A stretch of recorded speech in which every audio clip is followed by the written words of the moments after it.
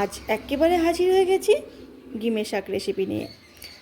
তো গ্রীষ্মের প্রথম পাতে এই গিমের শাকের রেসিপিটা খেতে কিন্তু অনেকেই ভীষণ ভালোবাসে। ভুলেই তো গেছি। হ্যালো এভরিওয়ান, আমি মৌমিতাস কিচেনে তোমাদের সকলকে স্বাগত জানাই। আবারও হাজির হয়ে গেছি দারুণ স্বাদের একটা রেসিপি নিয়ে। তো আজ বানাবো এই গিমে শাকের একটা ইউনিক রেসিপি। তো প্রথমে আমাদের কি করতে হবে, শাকগুলোকে ফার্স্ট ভালো করে বেছে নিতে হবে। তো চলো শাকটা আগে ভালো করে বেছে নিই, তারপর তোমাদের সাথে দেখা হচ্ছে। শাকটা বেশ ভালো করে বেছে নিয়েছি, এবার বেশ ভালো করে কয়েকবার জল পাল্টে ধুয়ে নেব। গ্যাসে কড়াই বসিয়ে নিয়েছি, এরপর দিয়ে দেবো সর্ষের তেল। প্রথমে আমাদের বেগুন ভাজতে হবে, তার জন্য কড়াইয়ে তেল দিয়ে দিলাম একটু বেশি পরিমাণ, যেহেতু তেলটা টেনে নেবে বেগুনে, তাই দিয়ে দিচ্ছি বেগুন।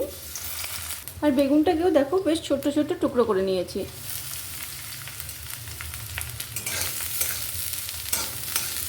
অল্প একটু লবণ দিয়ে দেব, যাতে করে বেগুনটা খুব তাড়াতাড়ি ভাজা হয়ে যায়।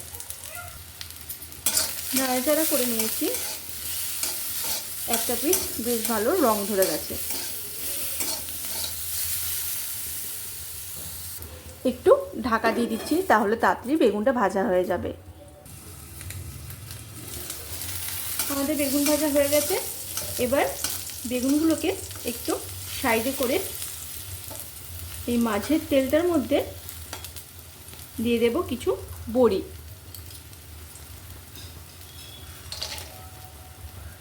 আস্তে আস্তে বেগুনটা তুলে নেব। বড়িগুলোকেও বেশ লালচে করে ভেজে নেব। গিমের শাকের এই রেসিপিটা গরম ভাতের সাথে খেতে কিন্তু দুর্দান্ত লাগে, তাই যারা গিমের শাক খেতে ভালোবাসো তারা এটা অবশ্যই ট্রাই করো। আবারও কিছুটা তেল দিয়ে দিলাম। এবার ফোড়নের জন্য দিয়ে দিচ্ছি 5 ফোড়ন, শুকনো লঙ্কা ও একটা তেজপাতা। রান্নাটা কিন্তু নিরামিষ হবে। ফোড়ন থেকে যখন একটা মিষ্টি গন্ধ বেরিয়ে আসবে, তখন আমি এখানে দিয়ে দিচ্ছি ছোট্ট ছোট্ট টুকরো করে কেটে রাখা আলু। আলুটাকে বেশ লালচে করে আমাদের ভেজে নিতে হবে। তার জন্য দিয়ে দিচ্ছি লবণ। আমি অল্প একটু লবণই দিলাম, আবারও পরে দেব। এবার ঢাকা দিয়ে দেব।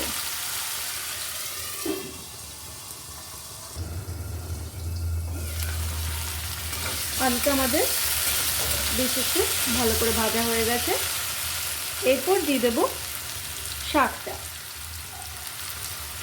আর এই গিমে শাক খুব নরম হয়, রান্নাতে খুব বেশিক্ষণ সময় একদমই লাগবে না। এরপর আমি এর মধ্যে দিয়ে দেব হলুদের গুঁড়ো, সামান্য একটু হলুদের গুঁড়ো ও সামান্য একটু জিরে গুঁড়ো। এবার এই সমস্ত কিছুকে বেশ ভালো করে একটু কষে নেব।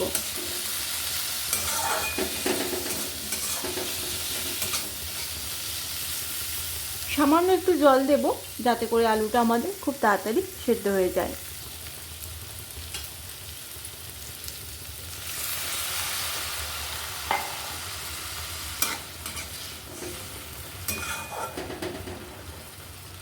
আগে যেহেতু লবণটা একদমই অল্প দিয়েছিলাম, তাই আবারও সামান্য একটু লবণ দেব, সাথে একটা চেরা কাঁচা লঙ্কা। এবার ঢাকা দিয়ে আলুটা সেদ্ধ হতে দেব। আলুটা আমাদের বেশ প্রায় সেদ্ধ হয়ে এসেছে। এরপর বেগুনটা আর বড়িটা মিশিয়ে নেব, সাথে সামান্য একটু চিনি দিচ্ছি। যদি তোমরা স্কিপ করতে চাও তো করতেই পারো। গিমে শাকটা যেহেতু তেতো, তাই একটু চিনিটা দিলাম, তাতে করে টেস্টের ব্যালেন্সটা আমাদের ঠিক থাকবে। এবার এটাকে একটু শুকনো শুকনো করে নিলেই রেডি হয়ে যাবে আমাদের গিমে শাক। আবারও ঢাকা চাপা দিয়ে দিলাম। আচ্ছা, তোমরা কি কোথা থেকে ভিডিওটা দেখছো কই কমেন্টে বললে না তো, তবেই তো তোমাদের ধন্যবাদ দেবো। আর যারা আমার নতুন বন্ধু তাদের অনুরোধ করব আমার চ্যানেলটা সাবস্ক্রাইব করে দেওয়ার, ফেসবুক পেজ থেকে দেখলে ফলো করে নেওয়ার। ভালো লাগলে বন্ধুদের সাথে অবশ্যই ভিডিওটা শেয়ার করে নিও।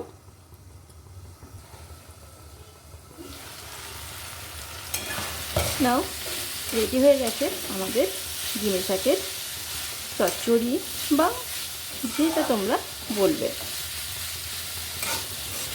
একদমই শুকনো করে নিয়েছি, আর একটু তেল ভাসা হলে এই ডিমের শাকটা খেতে কিন্তু খুবই ভালো লাগে। নাও রেডি হয়ে গেছে ডিমের শাকের রেসিপিটা। গরম ভাতের সাথে একবার খেয়ে দেখো দেখি কেমন লাগে। তোমরা খেয়ে বলো কেমন লাগে। আজ এই পর্যন্ত, দেখা হবে পরবর্তী রেসিপিতে। তোমরা সকলেই ভালো থেকো, সুস্থ থেকো। আজ আসি, টাটা।